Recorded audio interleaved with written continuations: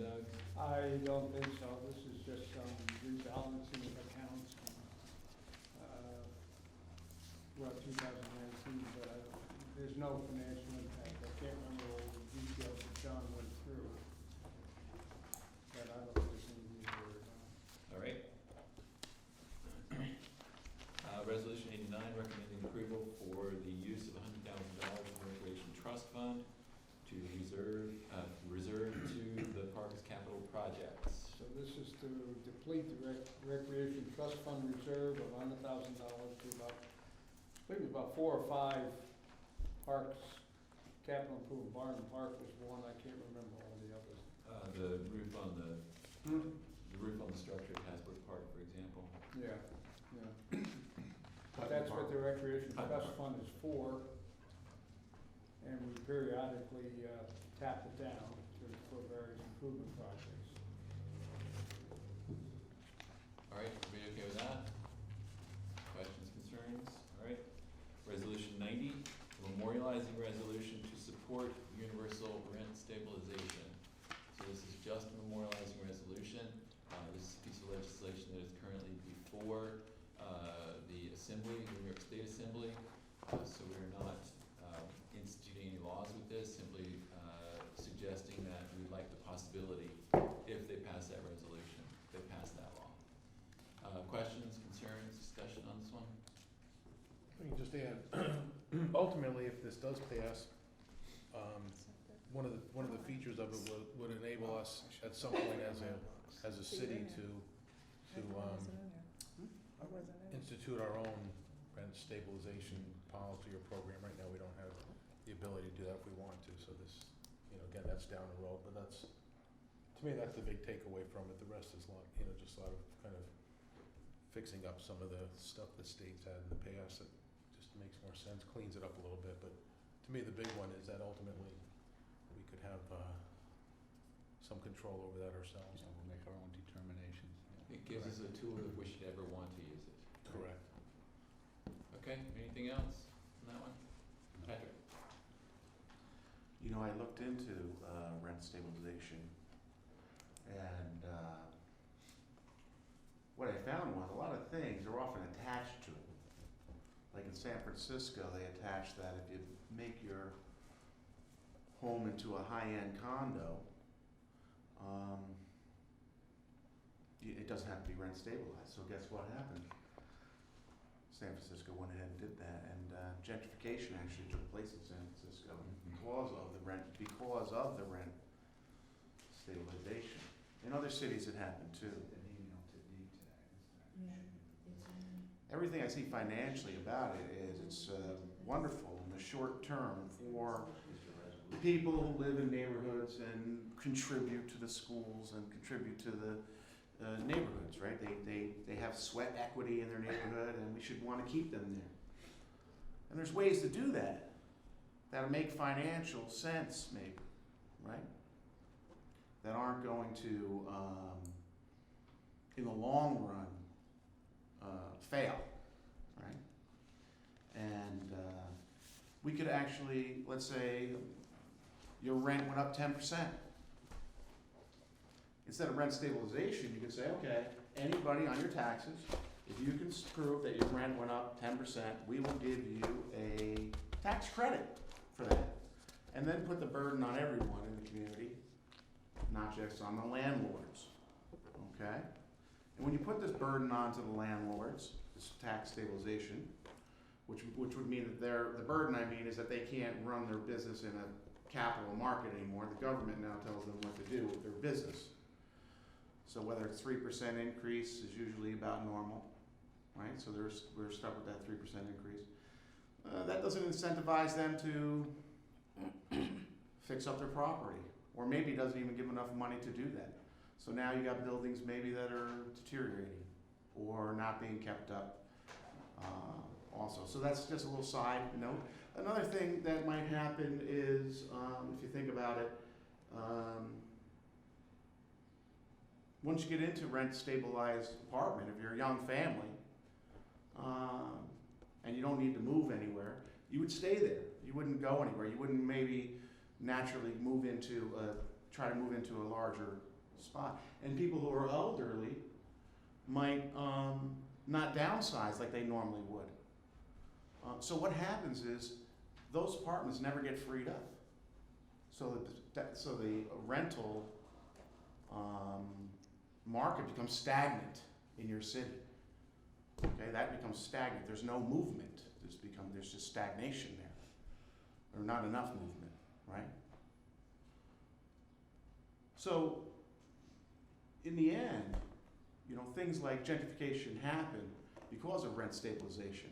You need to take a look at this maybe tonight before you vote and look at the statistics and what happens. They actually have enough data now to see that rent stabilization, right, may not be the way to go. There might be other alternatives to it, maybe like a tax credit, right, which would then be on the burden of everyone in the community, not just the landlords. So you got a couple things going on here, right? You got landlords being burdened, right? Maybe we could help them. Maybe we should actually increase the amount of units. Give landlords an incentive to build a unit. Give me an incentive to put a unit in my attic or my garage. Build more units. Don't de-incentive. Don't say, hey, we're going to regulate you. Say, hey, we're going to give you some money to put an apartment in your garage. We're going to give you some money to put an apartment in your attic. Make it a positive thing, not a negative thing. So I think if you look at the statistics, I don't think this policy works. I think it actually, what you're doing is you're throwing the baby out with the bathwater on this one. And I do understand that we need to do something, but it doesn't necessarily have to be rent stabilization, which doesn't seem to work in the long run. So think about that. Thank you. I think, like I hear what you're saying, and even at these housing forums, I'm listening to what everyone is saying. And interesting enough, at the landlord forum, one of the landlords talked about not fixing up his apartment because of where it's located, and he doesn't have the funds, and blah, blah, blah. So while I'm for rent stabilization, I do think that we should invest in, or maybe come up with some kind of legislation that will help landlords to, I don't know, if they could have some kind of funds from the city or something to fix up their apartments or fix up their houses for tenants, something. There should be some kind of give and take. I am for that, There's a problem with housing. Rents are going up in Kingston. People can't afford to live there. But I also see the other side when it comes to landlords. And so I think, some good points were made when they said, if I could get some help, if I can keep my rents at a stable amount or a low amount for affordable housing, but I can get some help from the city to help me fix up this place, I think it's a compromise, and I think it's a good compromise, so maybe we should look into that. I think those are both really good points, but the one thing we should keep in mind is that what we're voting for is the option to look into those things. So I like the tax idea, but right now we don't have, because the way the law is written in Albany, we don't have the option to even consider this as a possibility. So what we're voting for is tell Albany to give us the options so that we have that choice, and then we can have these conversations about whether this is the right move for our city or not. Yeah, I mean, I feel the same way. I'm really not a big fan of government getting too involved in this. However, the only thing we're voting on tonight is a memorializing resolution, but the law will allow us to customize our own resolution to address this. And we can address that further and see how we want to do it. That's all. We're not saying this is good. We're just saying this will give us the right.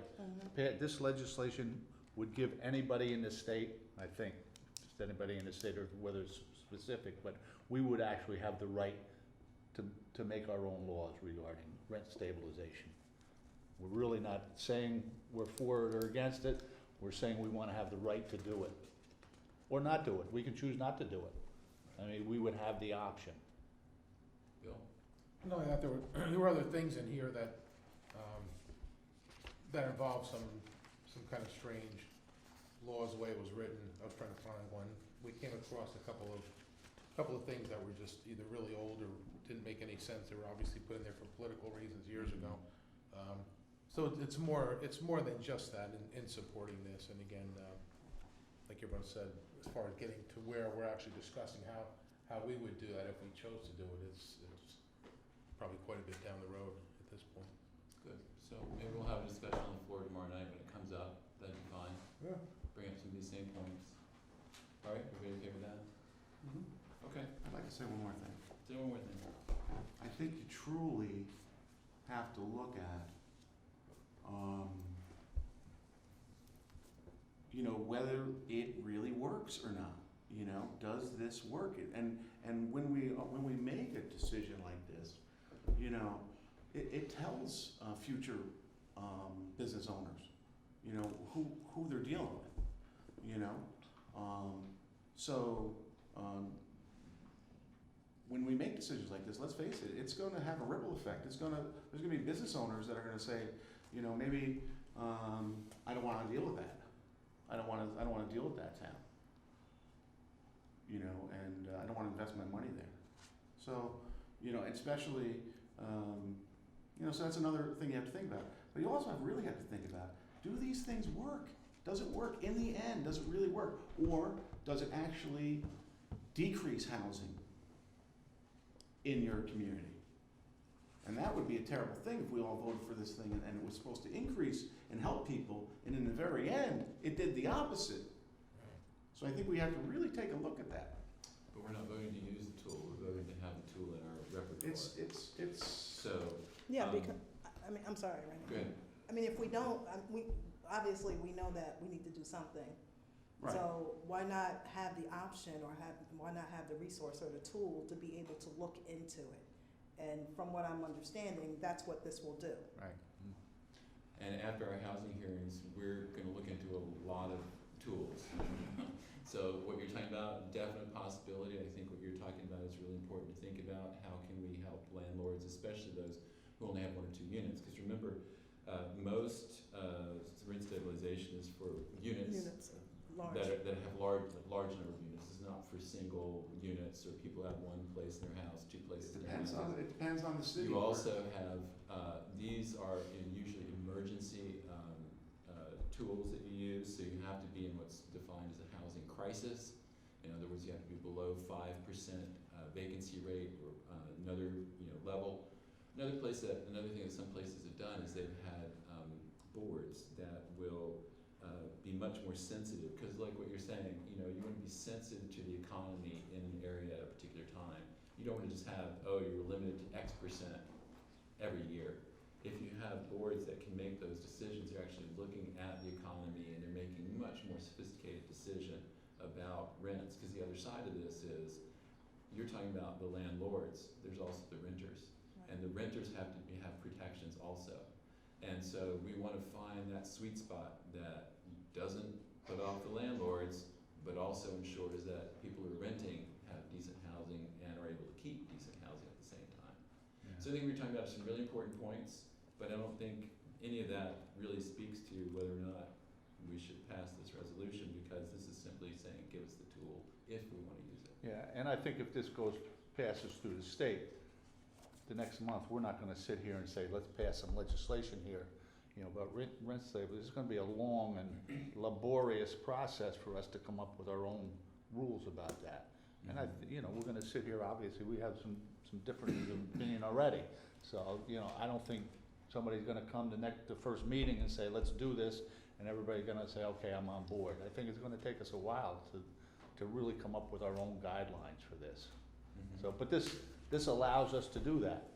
If this doesn't pass through the state, then we don't even have that option. And what I'm saying is, maybe this isn't the way to go at all. Maybe not. But And maybe not. And we have that option too. We can say we don't wanna do it. Yeah. If this, even if it passes through the state, that's all this is doing, is saying you have the option. They're not mandating anything. Okay, what I'm trying to say is, you may be buying into, something that doesn't work. But I don't, What if- but we're not buying Well, into all right, anything. say we don't do this, and it doesn't make a difference, it's only memorializing resolution. Okay, so say we don't do it, say the state doesn't do it, and then down the road, the state says, well, this is what you gotta do in your municipalities. Well, that would stink. I Right. think the only thing. And future councils, I mean, that's not gonna happen probably for a long time if that does, but then future councils will be able, the state says that, it's like, I think the you'll only thing. have no we're- say, you won't be able to say, okay, well, another mandate that we can't control. We're only buying into the fact that we'll be able to address this. If this doesn't pass, then it's off the table. We can't, we're not even gonna discuss it. We don't have that option. I don't think anybody here is making any kind of commitment that we want any of this, but if I'm hearing everybody correctly, we wanna have that option. Well, there are, remember, there are other ways to look at this problem and help people who are in, that economic crisis. And it's rent stabilization, it might be, like I said, those, on their tax return, did you pay more than this? Well, how much more did you pay? And then we'll help you, or you can get a tax credit for that, right? You paid $500 less tax this year. We could do that as a whole, but if you're buying into a failing system,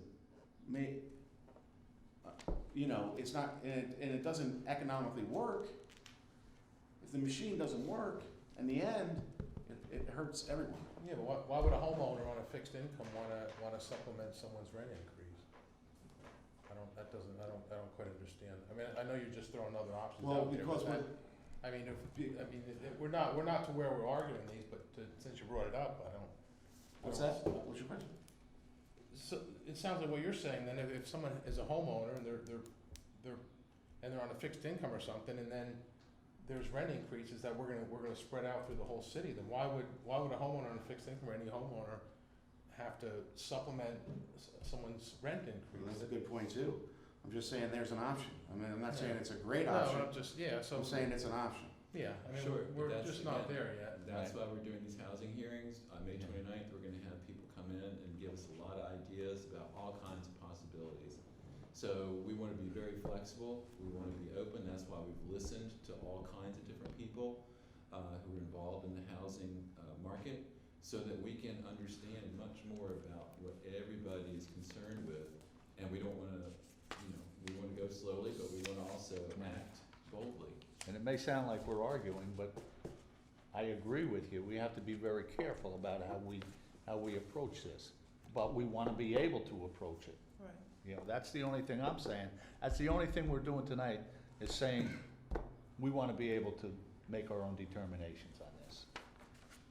And be And then afforded to look into all of the options.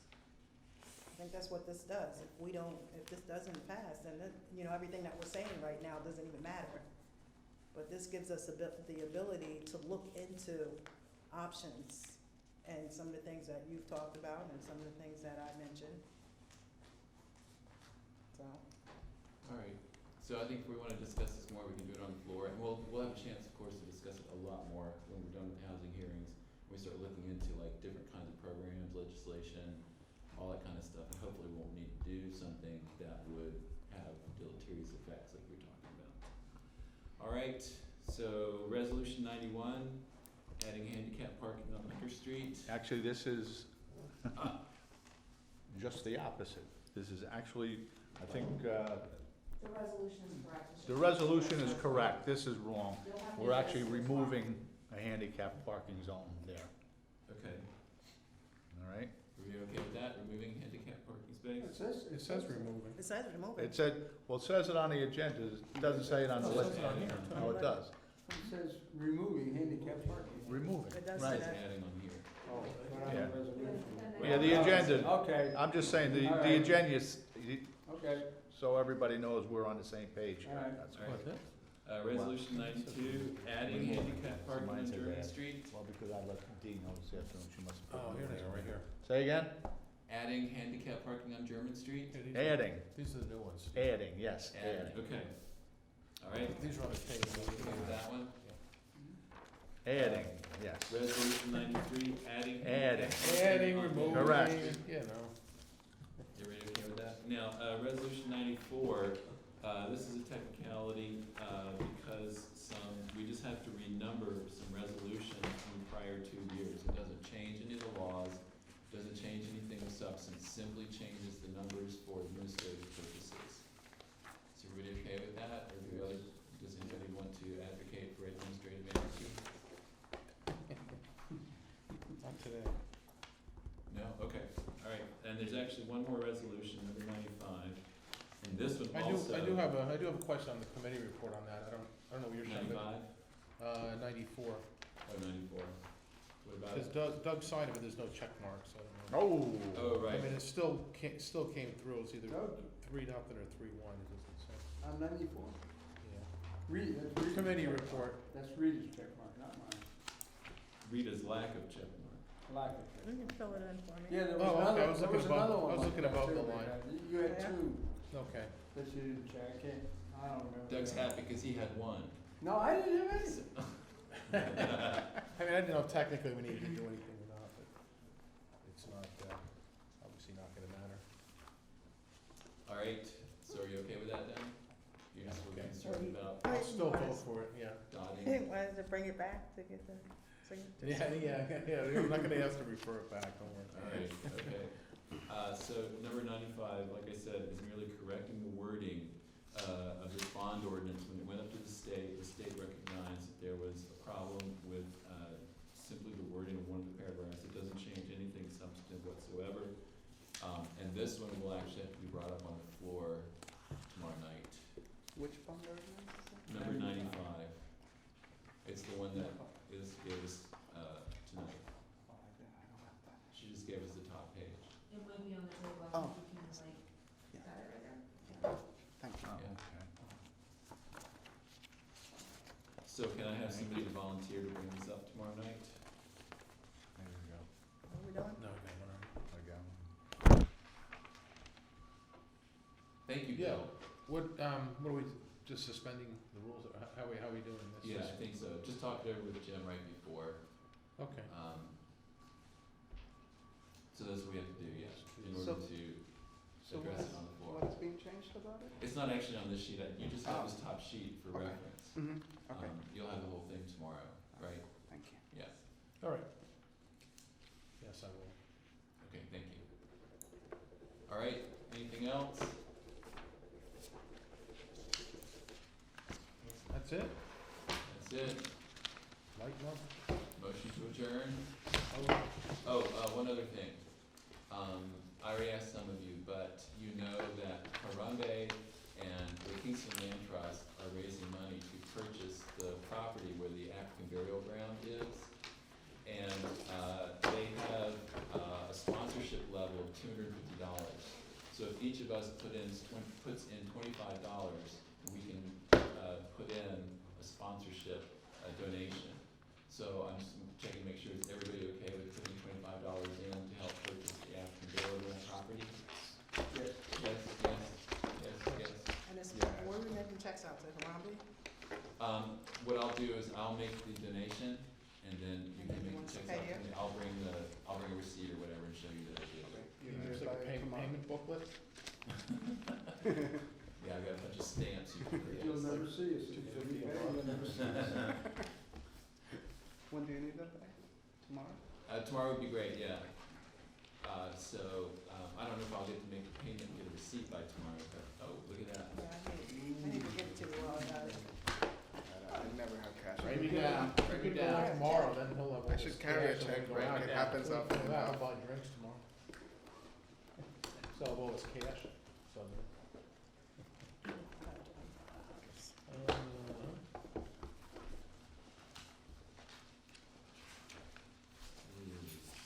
May 6th, oh my goodness.